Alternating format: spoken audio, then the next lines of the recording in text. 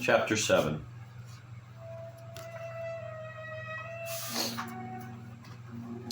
He could hardly convince himself that he was walking on a real sidewalk.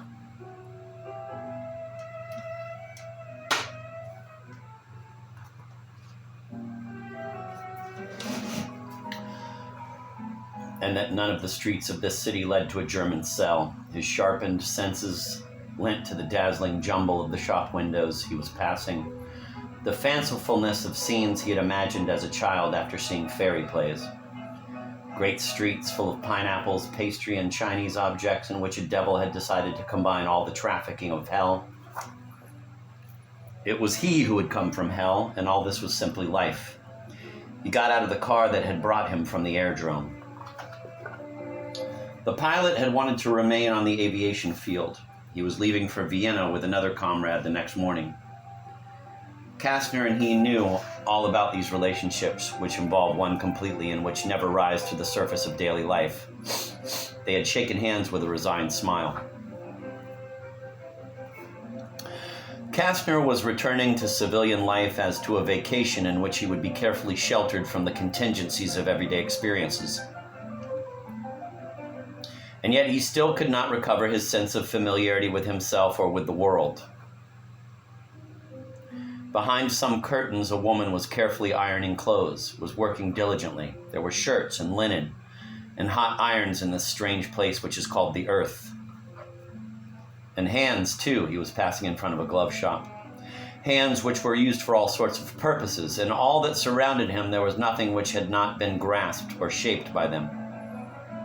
The earth was peopled with hands, and perhaps they could have lived alone, acted alone, without men. In vain he tried to recognize those objects: neckties, suitcases, candies, cooked meats, gloves, drugs, that furrier's window with a small white dog disporting himself among dead skins, sitting down, getting up again, a living creature with long hair covering his body and with clumsy movements. That was not a man. An animal. He had forgotten about animals. The dog was moving about quite calmly in the midst of death, like all the passers-by, food for prison cells and cemeteries, walking towards the square. On large music hall billboards, some Prussian blue figures were prancing. The motions of the passers-by seemed to be mimicking their antics. And beneath all this, like a subdued sea, stretched the domain whose re-echoing reverberations Kastner still carried within him.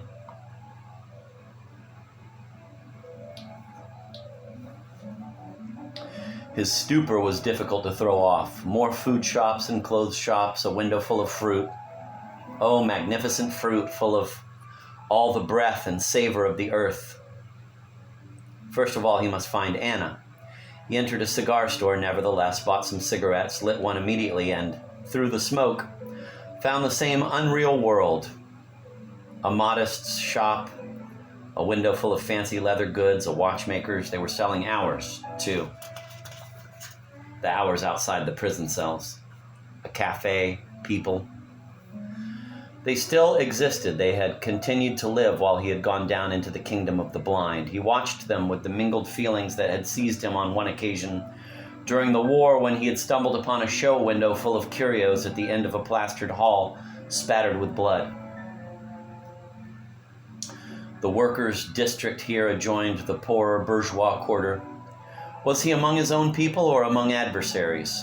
Or were these merely indifferent?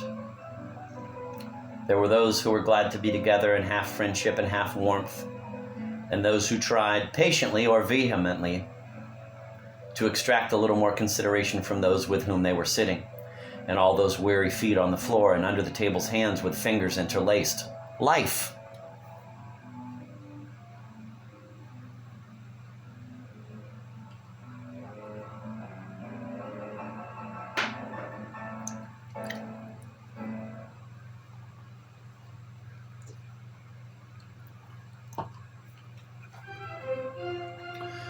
The tiny life of men, but there, right close to the door, 3 women were standing. One of them was beautiful, and her look reminded him of Anna. There were also women on the earth, but weakness had rendered him indifferent, not obsessed. Yet he felt an urge to touch them as he had felt an urge to caress the dog. In 9 days his hands had become almost dead, and behind him somewhere men were screaming in prison cells. And a man had given himself up for him. Oh, how absurd to give the name of brothers to those who are merely of the same blood. He plunged into the tepid swarm of meaningless phrases, exclamations, mere respirations, as into the stupid and marvelous heat of life.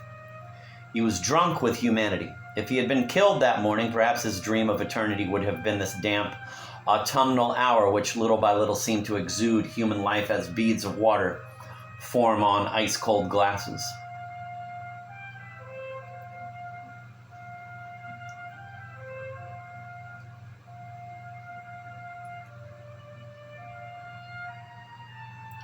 The theater of the earth was opening with the great festival of nightfall, the women standing around the shop windows with their perfume of idleness.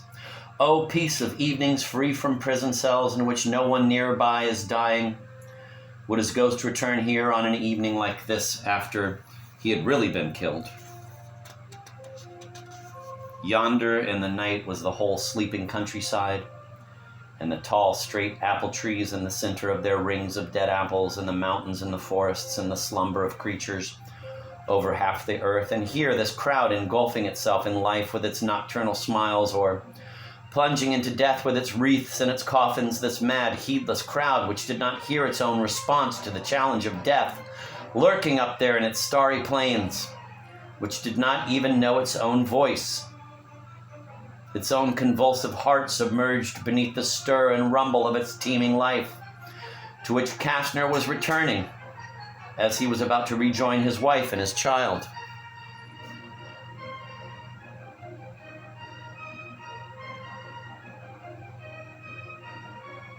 This music really works. This is the reader talking.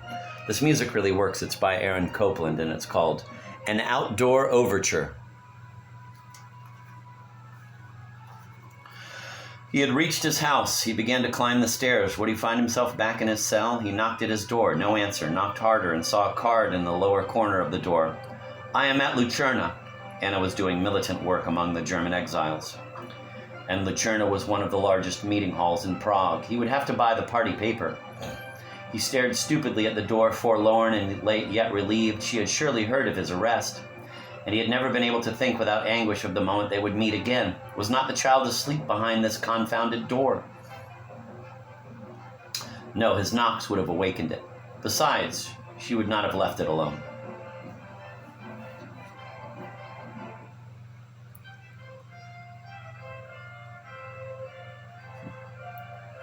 When he had been set free, and later, when the plane had come out of the storm, it had seemed to him that it was she who had been saved and not he, and he felt cheated at not finding her. He went down again, bought the newspaper, theaters, moving pictures, Lucerna, meeting for the imprisoned anti-fascists. There were meetings every week. There, too, she was with him.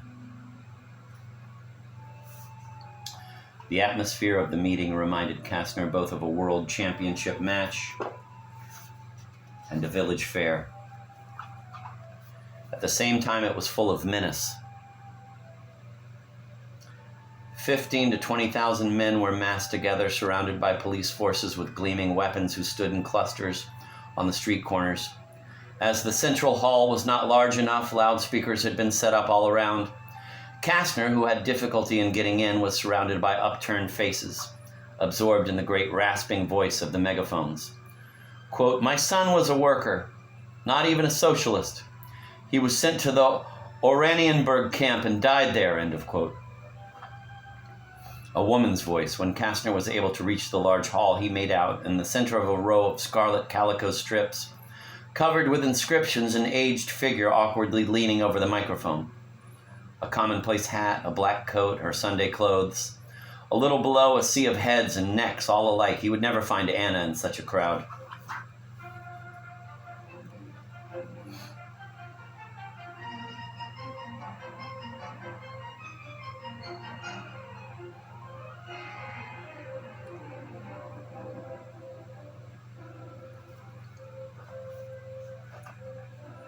Quote, because he went to an anti-fascist demonstration just before the others had seized power. I've never taken any interest in politics. They say it's not women's concern. Their concern is dead children. I am not going to make a speech, end of quote. Kastner recognized in her hesitancy the distress of a person not accustomed to speaking to crowds. Paralyzed after the first exhilaration has spent itself and begins to ebb, crushed by the exaltation of the crowd. Besides, many of the auditors did not understand German, as though the speaker were reeling under the weight of a silent response, and yet this pause had the force of the suddenly stifled cry of slaughtered animals. The crowd, resolved not to fall back upon itself, was straining forward, panting even more than the woman. It seemed as though its own consciousness was struggling up there on the platform. Kastner thought of the street where this panting was transmitted only by the loudspeakers and where perhaps Anna was listening to it. He had come up behind the platform, was within 3 yards of it, and he grew dizzy as he looked for her among these thousands of faces which were now before him.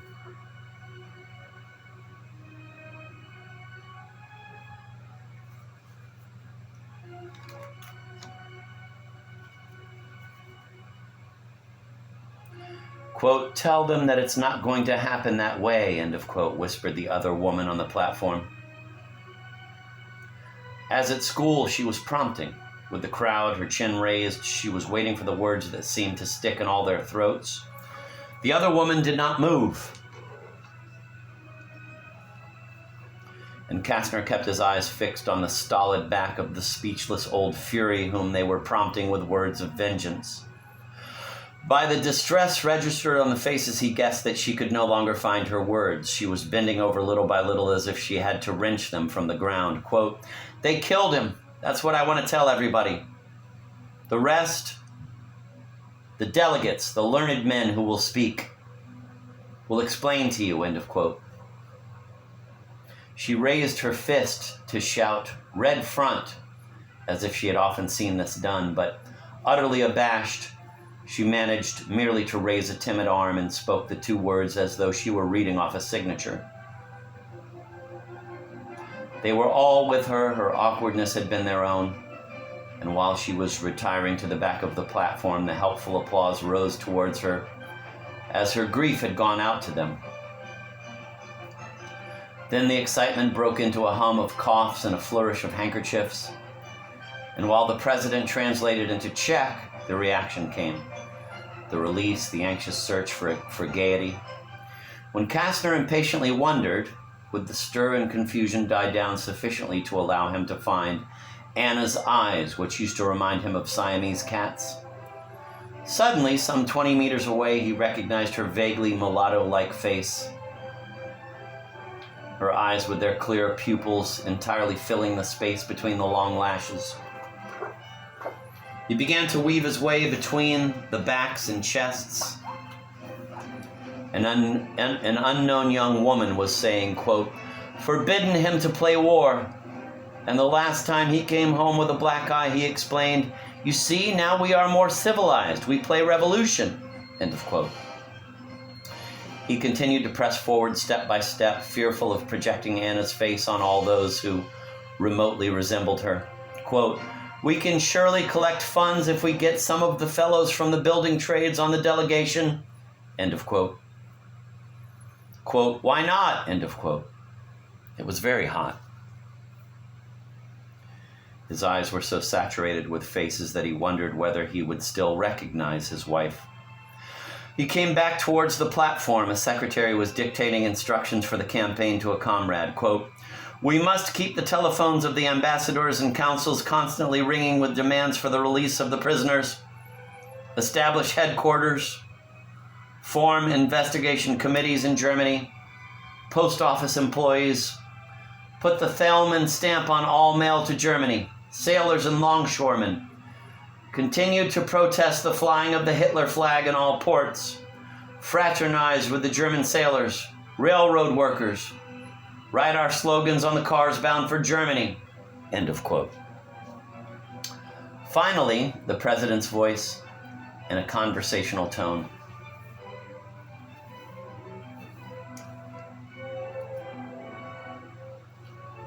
Quote, William Schradek, age 7, has lost his father, who will find him in the office, end of quote, and in a louder voice, quote, we now give the floor to comrade, end of quote.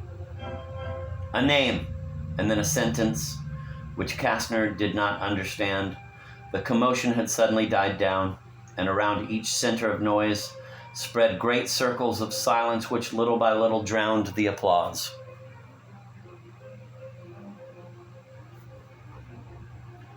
Quote, comrades, listen to that other applause which rises from the depth of the night. Listen to its volume, how far it has traveled. How many of us are there in all these halls? Standing closely packed, 20,000. Comrades, there are more than 100,000 men in the camps and prisons of Germany, end of quote. Kastner would not be able to find Anna again, and yet in that crowd he was with her. The little bald-headed speaker and intellectual, judging by his vocabulary, spoke without any other gesture than that of pulling his drooping mustache. No doubt the political delegates were to speak last. Quote, our enemies spend millions for their propaganda. We must do with all our will what they do with their money. We have won Dimitrov's freedom. We shall win the freedom of our imprisoned comrades. Men rarely kill for pleasure, and these imprisonments have a meaning. They are an attempt to intimidate all the forces which oppose the Nazi government. But it happens that this government has to reckon with foreign public opinion. Excessive unpopularity is harmful to armament and harmful to loans. We must make Hitler lose by our constant, stubborn, unremitting exposures more than he gains by maintaining what he calls the repression, end of quote.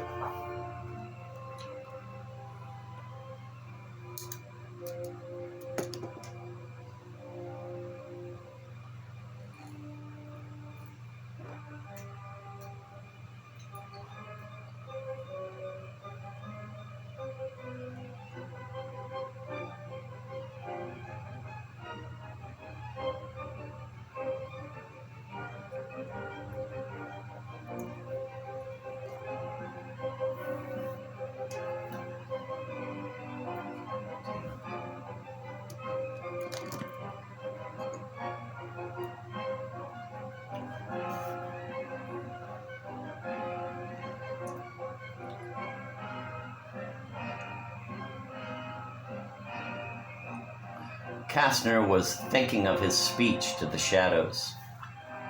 Quote,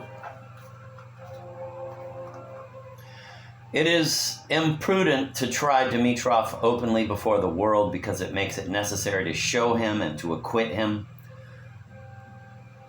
The Cologne prosecutor has said justice has found its sword, and the executioner has seized his axe as in former days, but he has no occasion to rejoice. Its blade makes known to all the faces of the unknown militants it reflects. With Tailman and Torgler, with Ludwig Wren and Osiecki, they are advancing day after day with the sureness of all life towards death, towards what has been in all ages greatest in man, end of quote. Far beyond the spoken words, the faces seem to express the oneness of the crowd with the men of the prison cells. Just as Kastner had seen the pilot assume the childlike mask of a man clutched by death, he saw the faces of the crowd become transformed.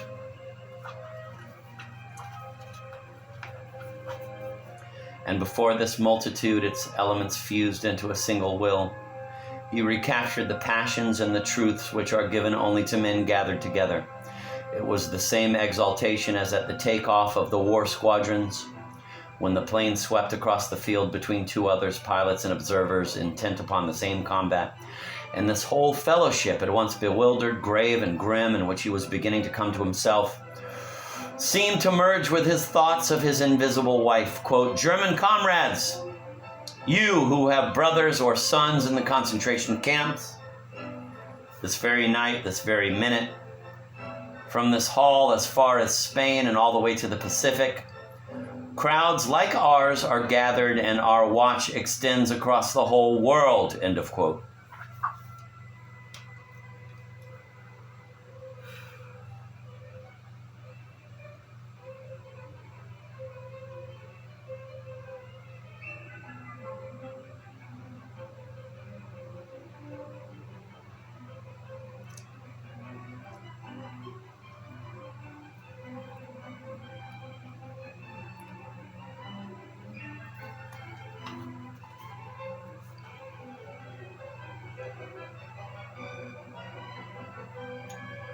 These people had chosen to come here and not seek pleasure or sleep because they wanted to give courage to those entombed in the prisons of Germany.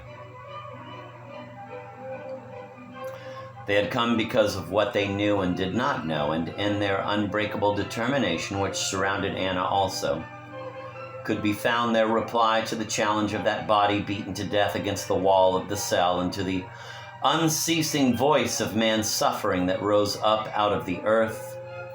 All were waiting for the slogans. Kastner had wondered many times, remembering those two Siberian corpses with their testicles crushed and butterflies fluttering around their faces, what value there could be in thinking.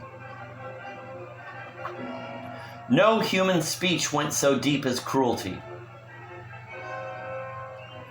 but man's fellowship could cope with it, could go into the very bloodstream, to the forbidden places of the heart where torture and death are lurking.